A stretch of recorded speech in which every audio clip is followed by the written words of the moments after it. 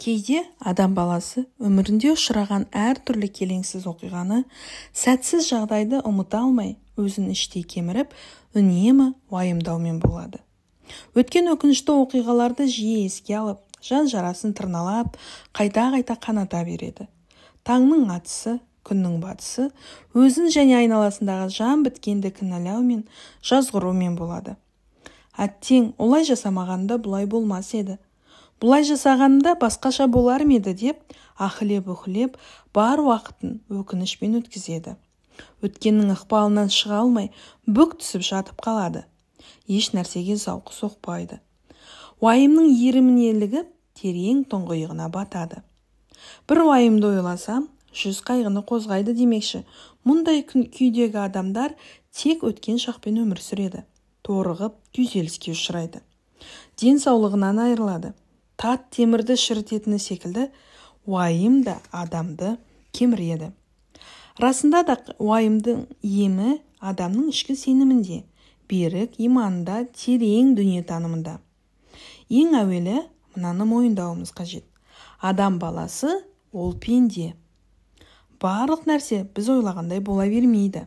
Тағдырдың бұралаң бұрылысында не күтіп тұрғаны беймәлім. Оқиғалар қалай өрбитінін білмейміз. Кездейсоқ ұшырасатын қайғылы жағдайлар да тағдырымызда жазулы. Кейде саналы түрде қабылдаған шешімдеріміз қате болып, көкірегімізді күдікке, көңілімізді өкінішке итермелейді. Адам баласы қанша жерден дұрыс шешім қабылдадым десе де, сол сәттегі көңіл күйі мен тап болған жағдайлар тікелей әсер етпей қоймайды. Дәл осы сәтте адам баласы өзін кінәлауды доғарып, бір мезет пенде екенін ұғынуы тиіс. Сынақ әлемінде екенін ұмытпаймыз. Біздің уайымымыз біреулер үшін шүкір ететін жағдай болуы мүмкін.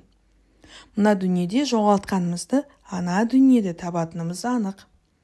Қателік кеткен болса, Алладан кешірім сұрап, оны түзетуді, оқиғадан сабақ алып, қарекетке көшу керектігіне анық. Көңілге медет, кешірімді де рахымды жаратушымыздың бар екендігі. Мына дүниеде жіберген олқылықты тәубе арқылы түзетуге мүмкіншілік мол. Барлық жақсылық пен жамандық Алланың рұқсатымен ғана жүзеге асады. Құранның Тағабун сүресінде басыңа келген әрбір пәлекет, кез келген қиыншылық Алланың рұқсатымен ғана болады.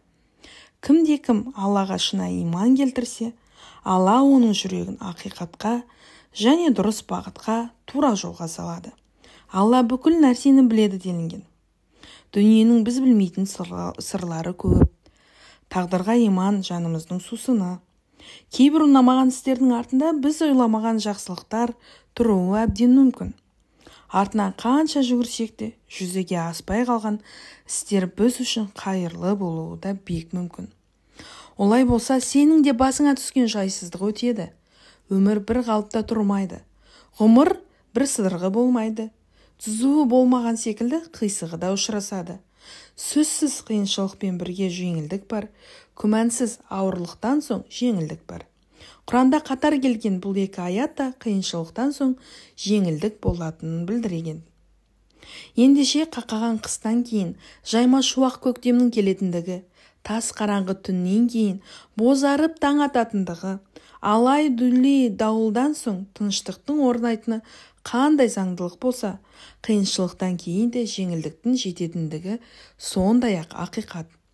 Бастысы сабыр мен дұғаны қару етіп, үмітсіздікке түспей, қолдан келер әрекеттерді орындауымыз керек. Нәтиже Алладан.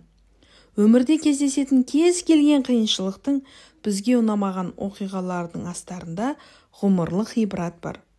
Рухымыздың кемелденуі, мінезіміздің ширауы бар.